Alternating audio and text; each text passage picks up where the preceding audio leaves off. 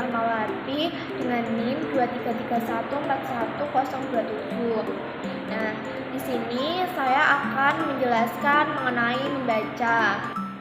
Membaca itu adalah kegiatan memahami isi bacaan yang ditulis, baik dengan melisankan atau dalam hati. Nah, baca itu merupakan salah satu keterampilan berbahasa yang penting dalam kehidupan sehari-hari, karena dapat memberikan ilmu dan informasi yang bermanfaat. Nah, membaca itu merupakan proses yang kompleks dan rumit yang melibatkan berbagai faktor, faktor internal maupun faktor eksternal.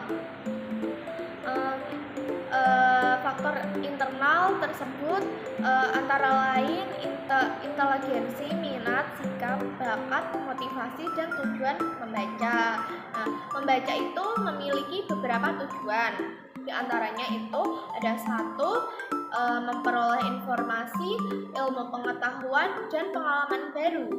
Yang kedua ada meningkatkan daya pikiran, mempertajam pandangan, dan memperluas wawasan.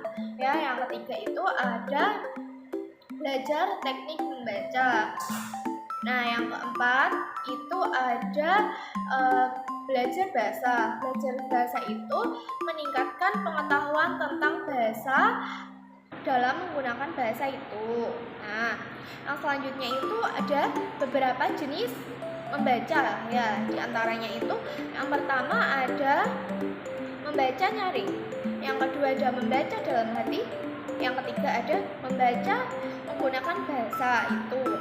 Nah, membaca nyaring itu adalah kegiatan melafalkan atau mengungkapkan informasi dengan suara yang keras dan lantang. Kegiatan ini dapat dilakukan dengan membaca buku kepada orang lain, terutama pada anak-anak. Yang kedua ada membaca dalam hati. Membaca dalam hati itu adalah membaca yang dilakukan tanpa suara, melainkan hanya menggunakan ingatan dan penglihatan. Tujuannya itu untuk memahami isi bacaan tersebut. Nah, yang ketiga ada membaca pemahaman.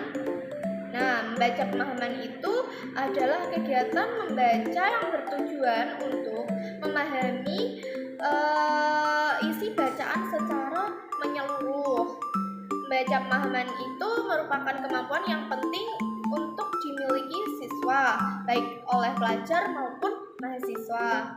Sekian dari saya. Assalamualaikum warahmatullahi wabarakatuh.